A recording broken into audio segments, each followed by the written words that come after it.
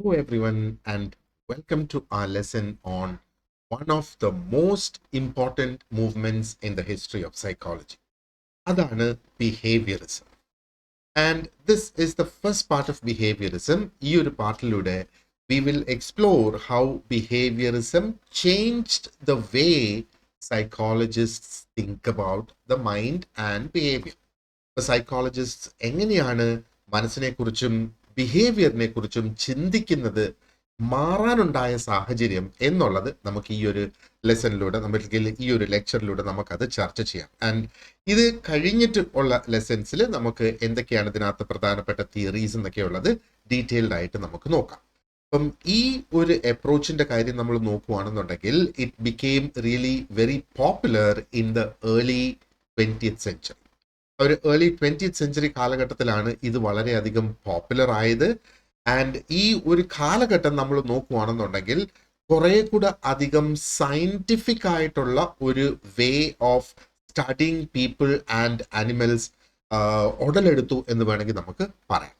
കാരണം ഇവിടെ ചെയ്തതെന്ന് പറഞ്ഞാൽ ജസ്റ്റ് ആ ഒരു തോട്ട്സിലും ഫീലിങ്സിലും മാത്രം ഫോക്കസ് ചെയ്യുന്നതിന്, അല്ലെങ്കിൽ അതിൽ ഫോക്കസ് ചെയ്യുന്നതിന് പകരം, അതായത് തോട്ട്സും ഫീലിങ്സും എന്ന് പറയുമ്പോഴത്തേക്ക് നമ്മൾ കഴിഞ്ഞ ലെസൺസിൽ നമ്മൾ നോക്കിയിരുന്നല്ലേ, അതിനകത്ത് അത് ഡിഫിക്കൽട്ടാണ് മെഷർ ചെയ്തെടുക്കാനായിട്ട്. പക്ഷെ ബിഹേവിയറിസം ഫോക്കസ് ചെയ്യുന്നത്, ആ ഒരു പേര് തന്നെ നോക്കുക, ബിഹേവിയറിലാണ് ഫോക്കസ് ചെയ്യുന്നത്.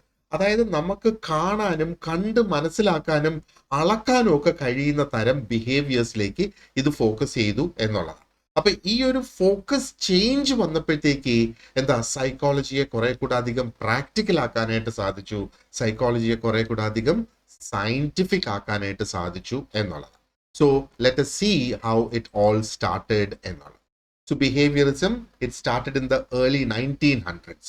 ഒരു ഏർലി 1900s തന്നെ ബിഹേവിയറിസം സ്റ്റാർട്ട് ചെയ്തു. ആൻഡ് നേരത്തെ ഞാൻ പറഞ്ഞതുപോലെ ഒരു മേജർ ചേഞ്ച് ആണ് സൈക്കോളജിയിൽ കൊണ്ടുവന്നത്. അപ്പം ഇതിന് മുന്നേ സൈക്കോളജിസ്റ്റിന്റെ താല്പര്യം എന്തായിരുന്നു? They were interested in studying the mind. ആ ചിന്തകൾ, തോട്ട്സ് എന്താണെന്ന് പഠിക്കുക, ആൻഡ് കോൺഷ്യസ്നെസ് എന്താണെന്ന് പഠിക്കുക. ആൻഡ് ഇതിന് ഉപയോഗിച്ചിരുന്ന മെത്തേഡാണ് ഇൻട്രോസ്പെക്ഷൻ. ഇപ്പൊ ഇൻട്രോസ്പെക്ഷൻ കഴിഞ്ഞ ലെക്ചേഴ്സിൽ നമ്മൾ വളരെ ഡീറ്റെയിൽഡ് ആയിട്ട് ഡിസ്കസ് ചെയ്തിട്ടുണ്ട് അല്ലെ. അപ്പോൾ ഇൻട്രോസ്പെക്ഷന്റെ ഏറ്റവും വലിയ പോരായ്മ എന്താണ്? കാരണം ഇൻട്രോസ്പെക്ഷൻ എന്ന് പറയുമ്പോഴത്തേക്ക് ഓരോ ആൾക്കാരെയാണ് അതിന് യൂസ് ചെയ്യുന്ന സബ്ജക്ട്സ് എന്ന് പറയുന്നത്. ആൻഡ് ഈ ആൾക്കാര് ഡിസ്ക്രൈബ് ചെയ്യുന്നത് അനുസരിച്ച് അവരുടെ ചിന്തകൾ, അവരുടെ ഫീലിങ്സ്, അവരുടെ തോട്ട്സ്, ഇത് ഇമ്മീഡിയറ്റ് ആയിട്ട് അവര് ഡിസ്ക്രൈബ് ചെയ്യണം അല്ലേ. അപ്പോ ഇത് മനുഷ്യൻ ഡിസ്ക്രൈബ് ചെയ്യുന്നതായതുകൊണ്ട് ഇത് സബ്ജക്റ്റീവ് ആകാനുള്ള സാധ്യതയുണ്ട്. ആൻഡ് എക്സ്പെരിമെന്റ് എന്ന് പറയുമ്പോഴത്തേക്ക് അതിന്റെ മറ്റൊരു സവിശേഷത എന്താണ്? ഇനി ഒരു അവസരത്തിൽ ഈ എക്സ്പെരിമെന്റ് റിപ്പീറ്റ് ചെയ്താൽ അതേ റിസൾട്ട് കിട്ടണം എന്നുള്ളത്. അപ്പൊ ഇവിടെ മനുഷ്യനാണ് ഇതിന്റെ സബ്ജക്ട്സ് എന്ന് പറയുന്നത്. അപ്പം മനുഷ്യന്റെ അഭിപ്രായങ്ങൾ, അതും പ്രത്യേകിച്ച് വേറൊരു സെറ്റ് ആൾക്കാരിരുന്ന് ആ ഒരു അഭിപ്രായം പറയുമ്പോഴത്തേക്ക് ഒരുപക്ഷെ അവരുടെ അഭിപ്രായത്തിൽ വ്യത്യാസം വരാം. അതാണ് ഇവിടെ സബ്ജക്റ്റീവ് എന്ന് പറയുന്നത്. അപ്പം ബിഹേവിയറിസ്റ്റിന്റെ ബിലീഫ് എന്ന് പറയുന്നത്, if psychology has to be a real science, it should only study what can be seen and measured. അതാണ് ബിഹേവിയർ കാണാം, ബിഹേവിയറിനെ മെഷർ ചെയ്യാം എന്ന് വിശ്വസിക്കുന്നവരാണ് ബിഹേവിയറിസ്റ്റ്. ആൻഡ് അവരുടെ വിശ്വാസമാണ് ബിഹേവിയറിസം എന്ന് പറയുന്നത്. ആൻഡ് അവരുടെ ബിലീഫ് എന്ന് പറയുന്നത്, ബിഹേവിയറിസത്തിനെ നമുക്ക് ഒബ്സർവ് ചെയ്യാം, റെക്കോർഡ് ചെയ്യാം, ആൻഡ് എക്സ്പെരിമെന്റ്സിലൂടെ അതിനെ ടെസ്റ്റ് ചെയ്യാം എന്നുള്ളതാണ്. അങ്ങനെ ആവുമ്പോഴത്തേക്ക് they made psychology just like any other natural sciences എന്ന് വേണമെങ്കിൽ നമുക്ക് പറയാം. ബയോളജി പോലെയോ ഫിസിക്സ് പോലെയോ, where everything is based on evidence, testing and repeatable test എന്നുള്ള ഒരു പ്രത്യേകതയും കൂടെ നമ്മൾ ഇവിടെ മനസ്സിൽ വെക്കാം. ഓക്കെ, അപ്പോ ബിഹേവിയറിസത്തിലോട്ട് മാറിയപ്പോഴത്തേക്ക് ശരിക്കും അതിന്റെ പിന്നിലുള്ള ഫിലോസഫി മാറി, ആൻഡ് മെത്തേഡ്സിലും ഒത്തിരി അധികം ചേഞ്ചസ് വന്നു എന്നുള്ളതാണ്. ഇപ്പം ബിഹേവിയറിസം എന്ന് പറയുമ്പോഴത്തേക്ക് ജസ്റ്റ് ഒരു പുതിയ മെത്തേഡ് എന്നുള്ളതിലുപരി it brought about a new way of thinking. ഒരു പുതിയ രീതിയിലുള്ള ഒരു ചിന്താഗതി ഉടലെടുത്തു എന്ന് പറയാം. കാരണം ബിഹേവിയറിസ്റ്റിന്റെ ബിലീഫ് എന്ന് പറയുന്നത്, psychology should not guess about what's happening inside the mind. Psychology മനസ്സിനുള്ളിൽ എന്താണ് നടക്കുന്നതെന്ന ഒരു ഗെസ് ആകരുത്. കാരണം എന്താണ്? Because we can not see those things directly. നമുക്കത് ഡയറക്ട്ലി കാണാൻ കഴിയാത്തത് കൊണ്ട് നമ്മൾ അതിനെ ഗസ് ചെയ്യരുത്. നമ്മൾ കാണാൻ കഴിയുന്നതിനെ ഉപയോഗിക്കുക. അതുകൊണ്ടാണ് അവർ പറഞ്ഞത്, എന്താ പറയേണ്ടത്, study behaviour instead of what cannot be seen and observed. Behaviour കാണാനും ഒബ്സർവ് ചെയ്യാനും സാധിക്കും. ഇത്രയും ഡിസ്കസ് ചെയ്തപ്പോൾ തന്നെ നമുക്കിപ്പോൾ മനസ്സിലായി ഈ ഒരു അപ്രോച്ച് എന്ന് പറയുന്നത് വ്യത്യസ്തമായിരുന്നു from the previous methods and approaches, അല്ലെ? അപ്പൊ പ്രീവിയസ് മെത്തേഡ്സിൽ ആൾക്കാരോട് തന്നെ ചോദിച്ചിട്ട് മനസ്സിലാക്കിയാണ് ഇൻട്രോസ്പെക്ഷൻ, അല്ലെ? അവരോട് തന്നെ ചോദിച്ച് മനസ്സിലാക്കുന്ന what is it that you feel എന്നുള്ളത്. അപ്പോൾ ആ ടൈപ്പ് ഓഫ് മെത്തേഡ്സ് വളരെയധികം പേഴ്സണൽ ആണെന്നും അതിനെ നമുക്ക് സയന്റിഫിക്കലി ട്രസ്റ്റ് ചെയ്യാൻ കഴിയില്ല എന്നുള്ളതായിരുന്നു ബിഹേവിയറിസ്റ്റിന്റെ മറ്റൊരു പോയിന്റ് എന്ന് പറയുന്നത്. അതുകൊണ്ടാണ് what can be scene, measured and tested എന്നുള്ള ആ ഒരു സിറ്റുവേഷനിലേക്ക് അവർ മാറിയത്. So this made psychology more objective. Subjective അല്ല എന്നുള്ളത് ഒബ്ജക്റ്റീവ് ആയിട്ട് മാറി. And that is what helped it grow as A natural science, അല്ലെങ്കിൽ ഗ്രോ ആസ് എ സയൻസ് എന്നുള്ളത്. ഇനി നമുക്ക് നോക്കാം ആരൊക്കെയാണ് ഈ ബിഹേവിയറിസത്തിന്റെ പയനിയേഴ്സ് എന്നുള്ളത് നമുക്ക് നോക്കാം. അപ്പൊ വളരെ ഇമ്പോർട്ടൻ്റ് ആയിട്ട് നമുക്ക് 3 ഫിഗേഴ്സ് ആണ് മെയിൻ ആയിട്ട് ബിഹേവിയറിസത്തിൽ നമ്മൾ മനസ്സിലാക്കി വെക്കേണ്ടത്. കാരണം ഓരോരുത്തരുടെയും കോൺട്രിബ്യൂഷൻസ് ഡിഫറെൻ്റ് ആണ്. ആൻഡ് ഓരോരുത്തരും കോൺട്രിബ്യൂട്ട് ചെയ്തിരിക്കുന്നത് ഈ ഒരു എൻറ്റയർ ബിഹേവിയറിസത്തിലേക്ക് തന്നെയാണ്. നമ്മളിപ്പം ജോൺ ബി വാട്സൺ, ഇപ്പൊ JB വാട്സൺ എന്ന് പ്രത്യേകിച്ച് നമ്മുടെ ക്വസ്റ്റ്യൻ പേപ്പറിലൊക്കെ അങ്ങനെയായിരിക്കും അച്ചടിച്ചു വരുന്നത്. So he is often called as the founder of behaviourism. അദ്ദേഹമാണ് ബിഹേവിയറിസത്തിന്റെ ഫൗണ്ടർ എന്ന് പറയുന്നത്. ആൻഡ് ബിഹേവിയറിസത്തിന് അദ്ദേഹം വളരെ ക്ലിയർ ആയിട്ടുള്ള ഒരു വോയിസും ഡയറക്ഷനും നൽകി എന്ന് നമുക്ക് പറയാം. And then we have Ivan Pavlov. ഇപ്പം ഐവൻ പാവ്ലോവ് ഒരു റഷ്യൻ സയന്റിസ്റ്റ് ആണ്. ആൻഡ് അദ്ദേഹമാണ് ഡിസ്കവർ ചെയ്തത്, അതായത് ലേണിംഗ് പ്രോസസ് എങ്ങനെയാണ് എന്താ പറയേണ്ടത്, അസോസിയേഷൻസ് എന്ന കോൺസെപ്റ്റിലൂടെ ഹെൽപ്പ് ചെയ്യുന്നത്, അല്ലെങ്കിൽ ലേണിംഗ് എങ്ങനെയാണ് അസോസിയേഷൻസ് എന്ന കോൺസെപ്റ്റിലൂടെ, അസോസിയേറ്റ് വിത്ത് സംതിങ്, ആ ഒരു കോൺസെപ്റ്റിലൂടെ ലേണിംഗ് നടക്കുന്നത് എങ്ങനെയാണ് എന്നാണ്. അപ്പം അദ്ദേഹത്തിന്റെ വർക്ക് എന്ന് പറയുമ്പോഴത്തേക്ക് that became the basis for classical conditioning. ഇപ്പൊ ക്ലാസിക്കൽ കണ്ടീഷനിങ് എന്താണെന്നുള്ളത് നമ്മൾ വരുന്ന ലെക്ചേഴ്സിൽ നമ്മളത് ഡിസ്കസ് ചെയ്യും. And then we have BF Skinner. Skinner basically എന്താണ് ചെയ്തത്, ഹി എക്സ്പാൻഡഡ് ദ തിയറി. അദ്ദേഹം തിയറി കുറെ കൂടെ അധികം എക്സ്പാൻഡ് ചെയ്ത് കുറെ കൂടെ അഡ്വാൻസ്ഡ് ആയിട്ടുള്ള ഒരു വേ അല്ലെങ്കിൽ ഒരു മെത്തേഡ് അദ്ദേഹം ഇൻട്രൊഡ്യൂസ് ചെയ്തു എന്നുള്ളതാണ്. ഈ അഡ്വാൻസ്ഡ് ആയിട്ടുള്ള method for understanding behaviour, and that is what we call operant conditioning. Okay, അപ്പോ ഒന്ന് നമുക്ക് JB Watson is the founder of behaviourism. Ivan Pavlov എന്താണ് ചെയ്തത്, ക്ലാസിക്കൽ കണ്ടീഷനിങ് ഇൻട്രൊഡ്യൂസ് ചെയ്തു. And BF Skinner operant conditioning introduce ചെയ്തു എന്നുള്ളത്. അപ്പോൾ ഇത് എല്ലാം കൂടെ ഒരുമിച്ച് this formed the foundation of behaviorism and brought about all these notable changes to the field of psychology.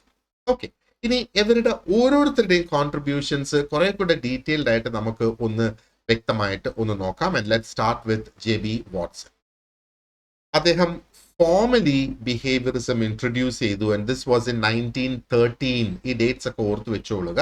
1913 അദ്ദേഹത്തിന്റെ ഫേമസ് ആയിട്ടുള്ള ഒരു ബുക്ക് അല്ല, ഒരു ആർട്ടിക്കിൾ ആണ്. ആൻഡ് ദ ആർട്ടിക്കിൾ വാസ് ടൈറ്റഡ് psychology as the behaviourist views it.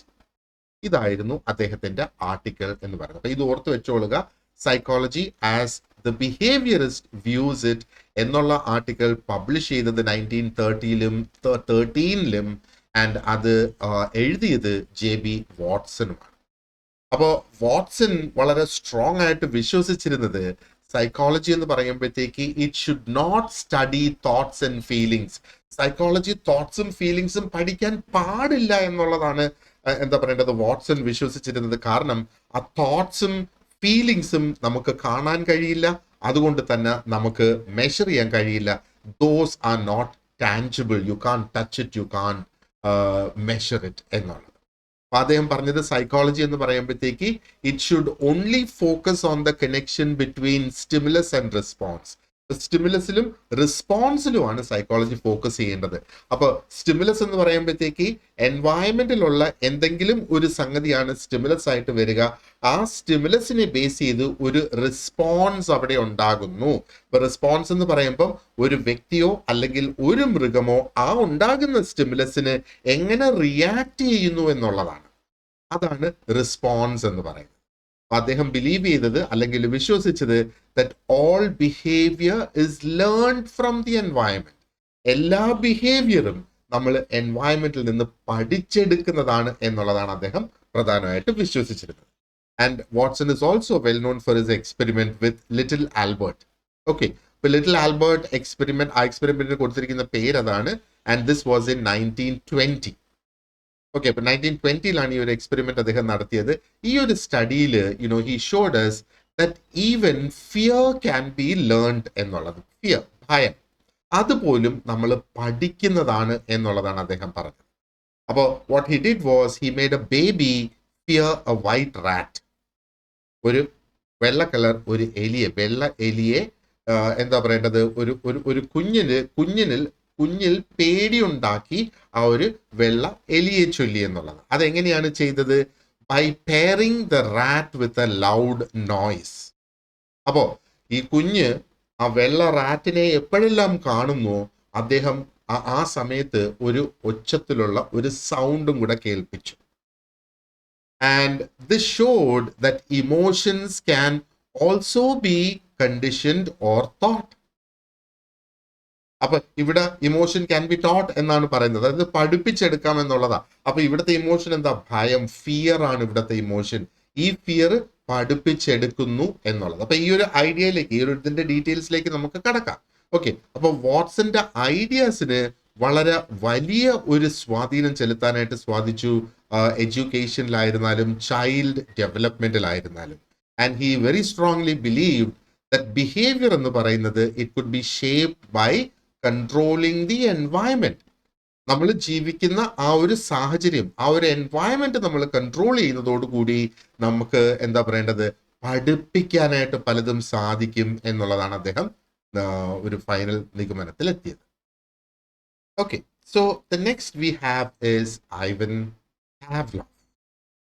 അപ്പോ Pavlov ഒരു Russian psychologist ആണ്. അത് ആ ഒരു പേരിൽ നിന്ന് തന്നെ നമുക്ക് കൃത്യമായിട്ട് അറിയാം, അല്ലെ? അപ്പം അദ്ദേഹം ഒരു സൈക്കോളജിസ്റ്റ് എന്ന് നമ്മൾ പറയുമ്പോഴത്തേക്ക് he was not a psychologist by training. Training ലഭിച്ച് ഒരു സൈക്കോളജിസ്റ്റ് ആയതല്ല. But he actually studied digestion in dogs. Okay, അപ്പൊ സൈക്കോളജി പഠിച്ചല്ല അദ്ദേഹം ഒരു സൈക്കോളജിസ്റ്റ് ആയെന്നുള്ളതാണ് ഹിസ്റ്ററി നമ്മെ പഠിപ്പിക്കുന്നത്. പക്ഷെ അദ്ദേഹം നായ്ക്കളില് ഡൈജഷൻ എങ്ങനെയാണ്, അപ്പം അതിന്റെ ആ ഒരു ബയോളജി അല്ല അദ്ദേഹം ഇവിടെ പഠിച്ചത്. ഓക്കെ, അപ്പോ അദ്ദേഹത്തിന്റെ ആ ഒരു റിസർച്ച് സമയത്ത് he discovered something very important about how learning works. അപ്പൊ അദ്ദേഹം പഠിക്കുന്നത് ഡോഗ്സിൽ, നായ്ക്കളിൽ ഡൈജഷൻ എങ്ങനെയാണ് എന്നുള്ളത് പഠിക്കുന്നത്. ആ സമയത്ത് ലേണിംഗ് എങ്ങനെയാണ് നടക്കുന്നത് എന്ന് അതിൻ്റെ ഒരു ബൈ പ്രോഡക്റ്റ് ആയിട്ട് അദ്ദേഹം ഡിസ്കവർ ചെയ്തു. ആക്സിഡന്റലി പഠിച്ചതാണ് എന്ന് വേണമെങ്കിൽ നമുക്ക് പറയാം. അപ്പൊ അദ്ദേഹം പ്രധാനമായിട്ട് നോട്ടീസ് ചെയ്തത് ഇതാണ്, അതായത് dogs would start salivating not just when they saw food. ഭക്ഷണം കാണുമ്പം മാത്രമല്ല ഡോഗ്സിന്റെ വായിൽ സലൈവ ഉണ്ടാകുന്നത്. പക്ഷെ അദ്ദേഹം കണ്ടെത്തിയത് എന്താണ്? Also when they heard sounds or so people who usually brought dum food. അപ്പൊ ചില പ്രത്യേക അല്ലെങ്കിൽ അവരെ പഠിപ്പിച്ചിട്ടുള്ള ചില സൗണ്ടുകൾ കേൾക്കുമ്പോഴും അവര് സലൈവേറ്റ് ചെയ്യാൻ തുടങ്ങുന്നു. ഇനി അതല്ലെങ്കിൽ അവർക്ക് നിരന്തരമായി ഭക്ഷണം കൊണ്ടു കൊടുക്കുന്ന ആളിനെ കാണുമ്പോഴും അവർ സലൈവേറ്റ് ചെയ്യാനായിട്ട് തുടങ്ങും എന്നുള്ള ഒരു സത്യാവസ്ഥ അദ്ദേഹം മനസ്സിലാക്കി. അപ്പൊ ഇതിൽ നിന്ന് അദ്ദേഹത്തിന് ഒരു റിയലൈസേഷൻ ഉണ്ടായത്, അല്ലെങ്കിൽ അദ്ദേഹത്തിന് ഇൻഫർ ചെയ്യാൻ പറ്റിയത്, that they had learned to connect a sound അപ്പോൾ അദ്ദേഹത്തിന്റെ ആ ഒരു എക്സ്പെരിമെന്റ് അദ്ദേഹം പിന്നെ നടത്തിയിട്ടുണ്ട്. ഒരു ബെൽ സൗണ്ട് കേൾപ്പിച്ചിട്ട്, ഒരു ബെല്ല് കേൾപ്പിച്ചിട്ട് നായ്ക്ക് ഭക്ഷണം കൊടുക്കുന്ന ആ ഒരു സിറ്റുവേഷൻ. പിന്നെ ഒരു അവസരത്തിൽ ആ ബെല്ല് മാത്രം കേൾപ്പിക്കുന്ന, പക്ഷെ ഭക്ഷണം അങ്ങോട്ട് പോകുന്നില്ല. അപ്പോഴും നായ സലൈവേറ്റ് ചെയ്യും ആ ബെല്ലിന്റെ സൗണ്ട്. അതാണ് in response to a sound എന്ന് പറയുന്നത്. ഓക്കെ, അപ്പോ ഇതെന്താണ് ശരിക്കും നായ പഠിച്ചെടുത്തതാണ് അല്ലെ. ആ ബെല്ലിന്റെ സൗണ്ട് കേട്ട് കഴിഞ്ഞാൽ അടുത്തത് ഞാൻ പ്രതീക്ഷിക്കേണ്ടത് എന്റെ ഭക്ഷണമാണ് എന്നുള്ളത്. So the dog learned to connect the sound of the bell to the food. അപ്പോൾ ഈ തരത്തിലുള്ള ലേണിങ്ങിനെയാണ് ക്ലാസിക്കൽ കണ്ടീഷനിങ് എന്ന് പറയുന്നത്.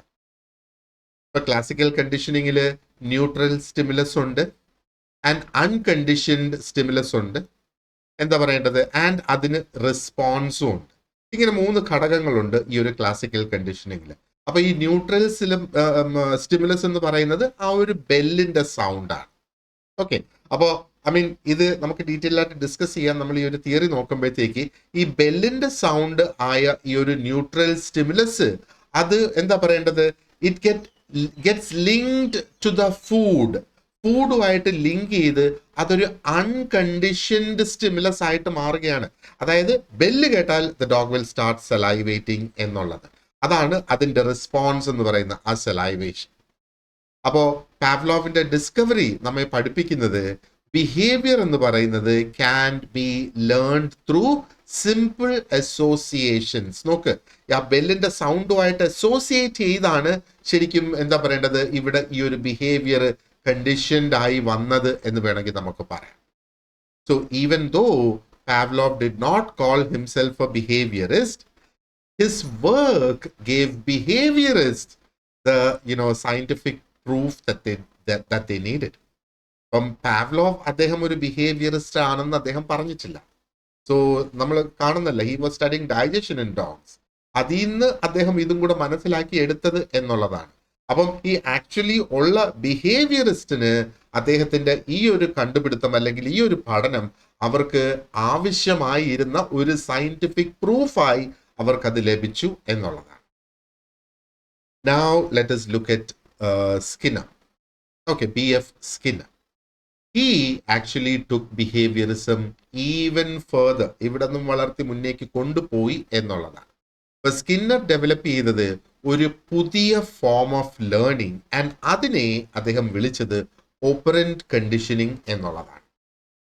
അപ്പം പാവ്ലോവിന്റെ ക്ലാസിക്കൽ കണ്ടീഷനിങ് ആണല്ലേ, അതിനകത്ത് ഒരു ഓട്ടോമാറ്റിക് റെസ്പോൺസ് ആണ് അവിടെ ശരിക്കും ഉണ്ടാകുന്നത്. അപ്പം എന്താ പറയണ്ടേ, ക്ലാസിക്കൽ കണ്ടീഷനിങ്ങിൽ ഒരു ഓട്ടോമാറ്റിക് റെസ്പോൺസ് അവിടെ ഉണ്ടാകുന്നു. എന്നാൽ ഓപ്പറന്റ് കണ്ടീഷനിങ്ങിൽ അത് ഓട്ടോമാറ്റിക് അല്ല, it is about voluntary actions. അതാണ് ഓപ്പറന്റ് കണ്ടീഷൻ. ക്ലാസിക്കൽ കണ്ടീഷനിങ് മനസ്സിലാക്കി വെച്ചോളൂ, ആ ഒരു ഡിഫറൻസ് മനസ്സിലാക്കി വെച്ചോളൂ. ക്ലാസിക്കൽ കണ്ടീഷനിങ്ങിൽ ഒരു ഓട്ടോമാറ്റിക് റെസ്പോൺസ് അവിടെ വരുന്നത്. ആ ഒരു ആദ്യം ചെയ്യുന്നതെന്ന് അല്ല, ആദ്യം അദ്ദേഹം ചെയ്തത് ബെല്ലടിച്ചിട്ട് ഭക്ഷണം കൊടുത്തു. അപ്പൊ കുറച്ച് ദിവസം ഇതായപ്പോഴത്തേക്ക് നായ്ക്ക് മനസ്സിലായി ഈ ബെല്ലിന്റെ സൗണ്ട് കേട്ട് കഴിഞ്ഞാൽ പിന്നെ ഭക്ഷണം വരും എന്നുള്ളതാണെന്ന് നായ്ക്ക് മനസ്സിലായി. പിന്നെ അദ്ദേഹം ആ ഭക്ഷണം കൊടുക്കാതെ ബെല്ല് മാത്രം അടിച്ചു. അപ്പോഴും ആ സെയിം റെസ്പോൺസ് അവിടെ ഉണ്ടായി, സലൈവ ക്രിയേറ്റ് ചെയ്യാനായിട്ട് തുടങ്ങി നായ് എന്നുള്ളത്. So that's an automatic response.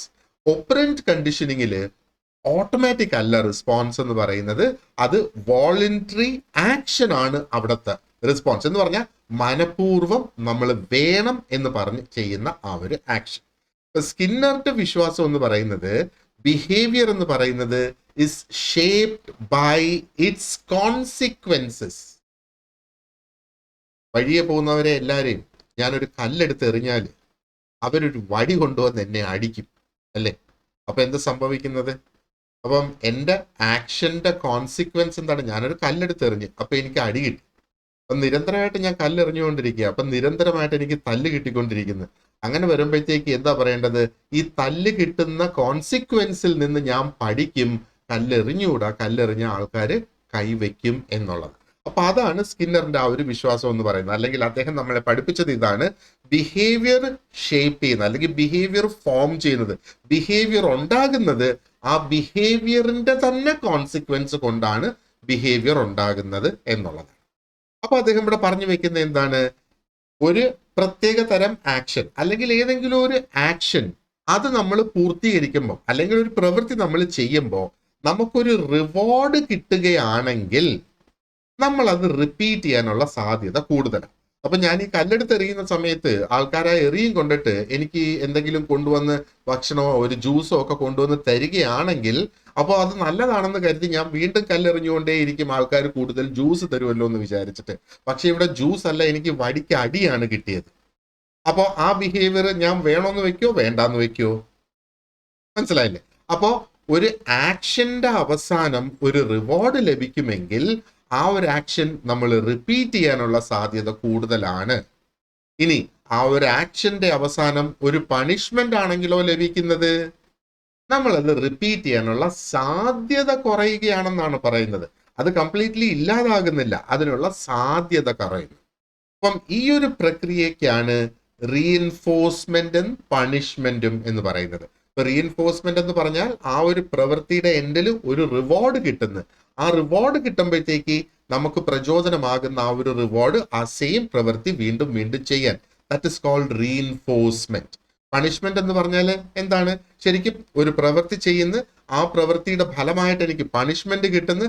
അപ്പോൾ ആ ഒരു പ്രവൃത്തി ഇനി ആവർത്തിക്കാതിരിക്കാനുള്ള സാധ്യത അവിടെ കുറയുന്നു. These are two concepts, reinforcement and punishment. Okay, അപ്പം അദ്ദേഹം ശരിക്കും ഇത് പഠിക്കാനായിട്ട് അദ്ദേഹം ഉപയോഗിച്ച ഒരു ഡിവൈസ് ആണ് സ്കിന്നർ ബോക്സ് എന്ന് പറയുന്നത്.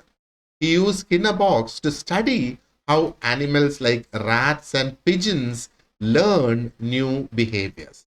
റാറ്റ്സും പിജൻസും ഒക്കെ പുതിയ ബിഹേവിയേഴ്സ് എങ്ങനെ പഠിക്കുന്നു എന്നുള്ളത് നമ്മെ പഠിപ്പിക്കുന്നതിന്, നമ്മെ ബോധ്യപ്പെടുത്തുന്നതിന് വേണ്ടിയിട്ട് അദ്ദേഹം ഉണ്ടാക്കിയതാണ് സ്കിന്നർ ബോക്സ് എന്നുള്ളത്. അപ്പോൾ ഒരു എക്സാമ്പിൾ നമ്മൾ നോക്കുകയാണെന്നുണ്ടെങ്കിൽ, ഒരു റാറ്റിന്റെ കാര്യം എടുത്തു നോക്കുക. We can probably train the rat to press a lever to get food. അപ്പൊ ഈ ഒരു സ്കിന്നർ ബോക്സിൽ ഒരു ലിവർ പ്രസ് ചെയ്യുമ്പോൾ അതിന് ഭക്ഷണം കിട്ടുന്നു എന്നുള്ളത് അത് പലതവണ നമ്മൾ കാണിച്ചു കൊടുത്ത് പിന്നെ ആ റാറ്റ് തന്നെ ആ ലിവർ പ്രസ് ചെയ്യുന്ന ഒരു സിറ്റുവേഷൻ അവിടെ വരും ഭക്ഷണം കിട്ടുന്നതിന് വേണ്ടിയിട്ട്. Okay, and over time the rat actually learns to keep pressing the liver because it is rewarded. And Skinner also, മറ്റൊരു idea, he also introduced another idea of radical behaviorism. അപ്പം radical ബിഹേവിയറിസത്തിൽ എന്താണ്? This accepted that thoughts and feelings could exist but considered them as behaviors to be studied, not as causes of behavior. അപ്പോ എന്താണ് ശരിക്കും ഇതുകൊണ്ട് ഉദ്ദേശിക്കുന്നത്? അപ്പം നമുക്ക് ഈ ഒരു റാഡിക്കൽ ബിഹേവിയറിസം ഒന്നും കൂടെ ഡീറ്റെയിൽഡ് ആയിട്ട് നമുക്കൊന്ന് ചർച്ച ചെയ്യാം. കാരണം നേരത്തെ ഞാൻ പറഞ്ഞ ആ ഒരു സെന്റൻസ് അത് നമുക്ക് മനസ്സിലാക്കണമെങ്കിൽ കുറച്ചും കൂടെ ഒരു എക്സ്പ്ലനേഷൻ നമുക്ക് അവിടെ വേണം. അപ്പം ഒന്ന് നമ്മൾ മനസ്സിലാക്കേണ്ടതെന്ന് പറയുന്നത്, Skinner actually agreed with the core idea that psychology should be based on what can be observed and measured. അപ്പം നമുക്ക് ഒബ്സർവ് ചെയ്യുക, മെഷർ ചെയ്യുക, അങ്ങനെയുള്ള ഘടകങ്ങളെ അടിസ്ഥാനപ്പെടുത്തിയാണ് സൈക്കോളജി വരേണ്ടത് എന്ന് വിശ്വസിച്ചിരുന്നു സ്കിന്നർ എന്നുള്ളത്. പക്ഷേ അദ്ദേഹം അംഗീകരിച്ച മറ്റൊരു സംഗതിയുണ്ട്. അതായത് നമുക്കുണ്ടാകുന്ന ഇന്റേണൽ എക്സ്പീരിയൻസസ്, അതായത് നമ്മുടെ ചിന്ത, നമ്മുടെ ഫീലിങ്സ്, ഇതും റിയൽ ഇവന്റ്സ് ആണ് എന്ന് അദ്ദേഹം റെക്കഗ്നൈസ് ചെയ്തു. റിയൽ ഇവന്റ്സിനെ പോലെ അതിനെ കരുതുക. They happen inside the body and are part of a person's behavior. അത് ജസ്റ്റ് അത് പുറമേ നടക്കുന്നില്ല എന്നുള്ളതേ ഉള്ളൂ. അദ്ദേഹം പറയുന്നത് അത് ഒരു മനുഷ്യന്റെ ഉള്ളിൽ അത് നടക്കുന്നുണ്ട്, ആൻഡ് അതും ബിഹേവിയറിന്റെ ഭാഗം തന്നെയാണ് എന്നുള്ളതാണ് പറയുന്നത്. അപ്പോൾ ഈ പ്രൈവറ്റ് ആയിട്ടുള്ള ഈ ഇവന്റ്സ്, അതല്ലേ നമ്മുടെ ചിന്തകൾ, നമ്മുടെ ഫീലിങ്സ് എന്നൊക്കെ പറയുന്നത്, അതിനെ ഇഗ്നോർ ചെയ്യുന്നതിന് പകരം സ്കിന്നർ ചെയ്തതെന്ന് പറഞ്ഞാൽ he included them within his scientific framework. അദ്ദേഹത്തിന്റെ ആ ഒരു സയന്റിഫിക് ഫ്രെയിം വർക്കിൽ അദ്ദേഹം അത് ഇൻക്ലൂഡ് ചെയ്തു. പക്ഷേ ഇവിടെ ഒരു പ്രധാനപ്പെട്ട ഡിഫറൻസ് ഉണ്ടായിരുന്നു ഇദ്ദേഹത്തിന്റെ ഈ ഒരു ഇൻക്ലൂഷനിൽ. അദ്ദേഹം ചെയ്തതെന്ന് പറഞ്ഞാൽ he did not see, അതായത് തോട്ട്സിനെയും ഫീലിങ്സിനെയും he did not consider thoughts and feelings as causes of behavior. തോട്ട്സും ഫീലിങ്സും ഒരു ബിഹേവിയറിന് കാരണമാണ് എന്ന് അദ്ദേഹം വിശ്വസിച്ചിരുന്നില്ല. ഇൻസ്റ്റഡ് അദ്ദേഹം എങ്ങനെയാണ് അതിനെ കണ്ടത്? He saw them as forms of behaviour themselves. അതൊരു ബിഹേവിയറിന്റെ കാരണമാകുന്നില്ല, പകരം അത് തന്നെ പല തരത്തിലുള്ള ബിഹേവിയർ ആണ് എന്നാണ് അദ്ദേഹം വിശ്വസിച്ചിരുന്നത്. അതായത് something that could be analyzed using the same principles of learning and reinforcement. അതായത് വിഷ്വൽ ആയിട്ടുള്ള നമുക്ക് കാണാൻ കഴിയുന്ന ആക്ഷൻസിൽ എന്തൊക്കെയാണ് ഇവിടെ എന്താ പറയേണ്ടത്, നമ്മുടെ ഈ ലേണിങ്ങും റീഇൻഫോഴ്സ്മെന്റും ഒക്കെ നമുക്ക് അപ്ലൈ ചെയ്യാനായിട്ട് സാധിക്കുന്നില്ലേ, അതേ കണക്ക് അപ്ലൈ ചെയ്ത് എടുക്കാൻ കഴിയുന്നതാണ് എന്താ പറയേണ്ടത് ഈ തരത്തിലുള്ള ബിഹേവിയേഴ്സ്, അതായത് ഈ തോട്ട്സും ഫീലിങ്സും എന്ന് അദ്ദേഹം പറയുന്നത്. For example, instead of saying I Rann because I was scared, ഞാൻ ഓടിയത് ഞാൻ ഭയന്നത് കൊണ്ടാണ് എന്ന് പറയുന്നതിന് പകരം സ്കിന്നർ ഇതിന് സജസ്റ്റ് ചെയ്യുന്നത് ദാറ്റ് ഫിയർ ഇസ് നോട്ട്, എന്താ പറയുന്നത്, fear is not the cause part, but it is a part of a chain of behaviors. And how are these behaviors shaped? By experiences that we had in the past, and also the reactions or reinforcements that happen in the environment. അതായത് ഞാൻ ഭയന്നത് കൊണ്ടാണ് ഞാൻ ഓടി എന്ന് നമ്മൾ പറയുന്നു. അപ്പം അങ്ങനെ പറയുന്നതിന് പകരം സ്കിന്നർ എന്താണ് പറയുന്നത്, ഈ ഭയന്നത് കൊണ്ട് എൻ്റെ ആക്ഷൻ എന്തായിരുന്നു, ഞാൻ ഓടി. സ്കിന്നർ പറയുന്നത് ഈ ഭയം എന്ന് പറയുന്നത് is not the cause of fear.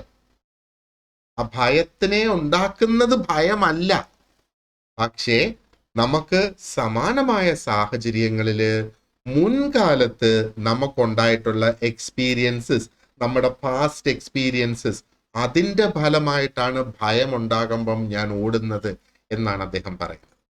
അപ്പൊ ഇവിടെ റാഡിക്കൽ എന്നുള്ള ഈ ഒരു ടേം ഇവിടെ യൂസ് ചെയ്യുന്നല്ലോ. Why did he say radical behaviourism എന്ന് പറയുന്നത്? അപ്പൊ ഇവിടെ റാഡിക്കൽ കൊണ്ട് ഉദ്ദേശിക്കുന്നത് it means going to the root of things, ആ ഒരു സംഗതിയുടെ റൂട്ട് കോസിലേക്ക് പോവുക എന്നുള്ളതാണ്. സ്കിന്നറിന്റെ ബിഹേവിയറിസം എന്ന് പറയുന്നത് റാഡിക്കൽ എന്ന് നമ്മൾ പറയുന്നത് it is because it extended the behaviourist view to include all human activity. എല്ലാ ഹ്യൂമൻ ആക്ടിവിറ്റിയും ആ ഒരു ബിഹേവിയറിസ്റ്റ് കാഴ്ചപ്പാടിലേക്ക് കൊണ്ടുവരിക എന്നുള്ളത്. അതിനകത്ത് പബ്ലിക് ആയിട്ടുള്ള ആക്ടിവിറ്റീസും ഉണ്ട്, ലൈക്ക് വാക്കിംഗ്, സ്പീക്കിംഗ് എന്നുള്ളത്, ആൻഡ് പ്രൈവറ്റ് ആയിട്ടുള്ള ആക്ടിവിറ്റീസും ഉണ്ട്, ലൈക്ക് ഫീലിംഗ് ആൻഡ് തിങ്കിങ് എന്നുള്ളത്. ഇതെല്ലാം ഒരു കൺസിസ്റ്റന്റ് ആയിട്ടുള്ള ഒരു സയന്റിഫിക് അപ്രോച്ചിൽ കൊണ്ടുവരിക എന്നുള്ളത്.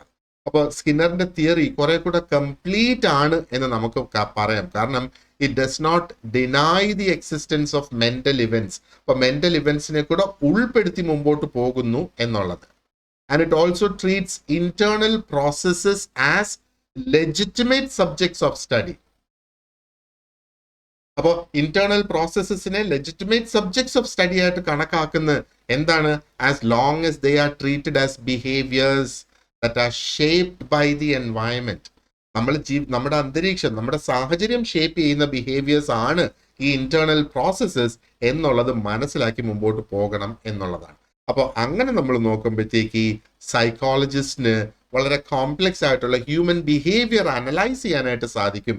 കോംപ്ലക്സ് എന്ന് നമ്മൾ പറയുമ്പോഴത്തേക്ക് ഇമോഷൻസ് ആകാം, പ്രോബ്ലം സോൾവിങ് ആകാം.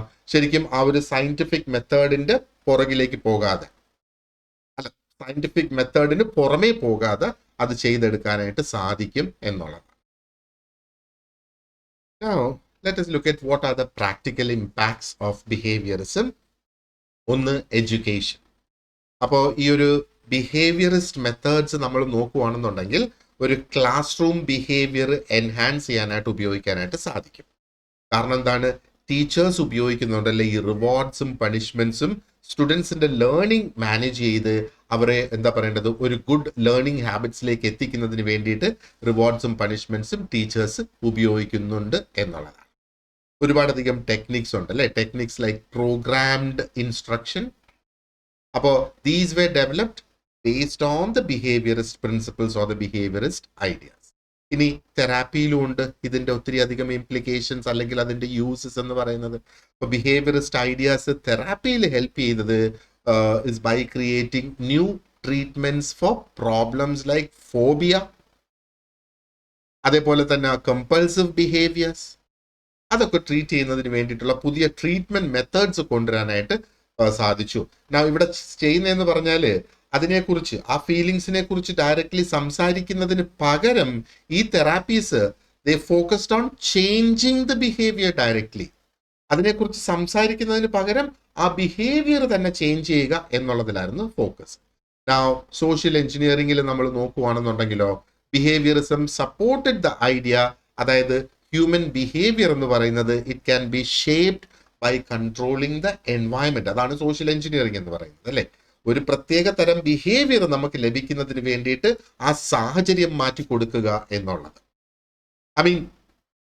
ഇത് ഉപയോഗിക്കുന്നത് എവിടെയൊക്കെയാണ്? റീഹാബിലിറ്റേഷനിൽ ഉപയോഗിക്കാം, ക്രിമിനൽ ജസ്റ്റിസിൽ ഉപയോഗിക്കാം, വർക്ക് പ്ലേസ്, ജോലി സ്ഥലത്തെ ബിഹേവിയർ മോഡിഫിക്കേഷന് വേണ്ടിയിട്ട് നമുക്ക് യൂസ് ചെയ്യാം. അപ്പോൾ ഓവറോൾ നമ്മൾ നോക്കുകയാണെന്നുണ്ടെങ്കിൽ behaviourism actually helped people believe that behaviour is not fixed. Behaviour fixed ആയിട്ടുള്ള ഒരു സംഗതിയല്ല, and it can be changed through learning and experience. ലേണിങ്ങിലൂടെയും എക്സ്പീരിയൻസിലൂടെയും ബിഹേവിയർ മാറ്റിയെടുക്കാം എന്നുള്ളതാണ് പറയുന്നത്.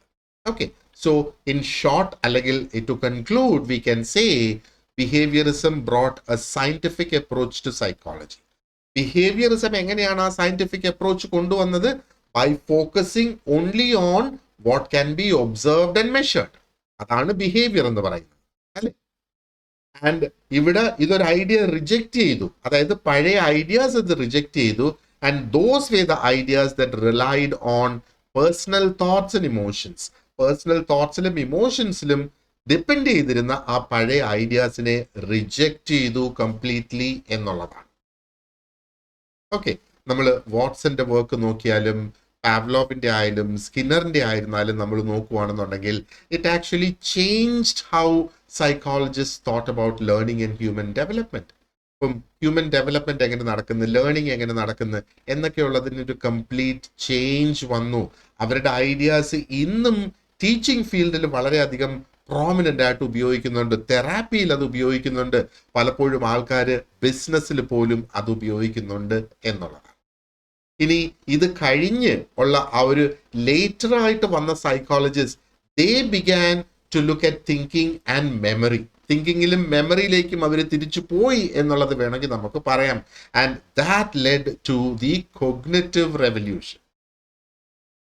അത് ആ ഒരു കോഗ്നിറ്റീവ് പാർട്ടിലേക്ക്, അതാണ് നമ്മുടെ അടുത്ത സെറ്റ് ഓഫ് ലെക്ചേഴ്സ് ഇത് കംപ്ലീറ്റ് ചെയ്തതിന് ശേഷം. So behaviourism actually it still is a key part of psychology's history and practice എന്ന് വേണമെങ്കിൽ നമുക്ക് പറയാം. കാരണം അത് കംപ്ലീറ്റ് ആയിട്ട് എന്താ പറയേണ്ട, സൈക്കോളജിയെ ഹെൽപ്പ് ചെയ്തു in shaping, or rather in making it into a science that values evidence, testing and real world research. Okay, so this brings us to the end of part 1 of behaviorism. അടുത്ത പാർട്ടിൽ എന്താണ് ബിഹേവിയറിസത്തിന്റെ key ideas അല്ലെങ്കിൽ അതിന്റെ core tenets എന്താണ് എന്ന് നമുക്ക് അടുത്ത പാർട്ടിൽ ഡിസ്കസ് ചെയ്യാം. So thank you very much for watching this part, and you have a great day ahead. Thank you.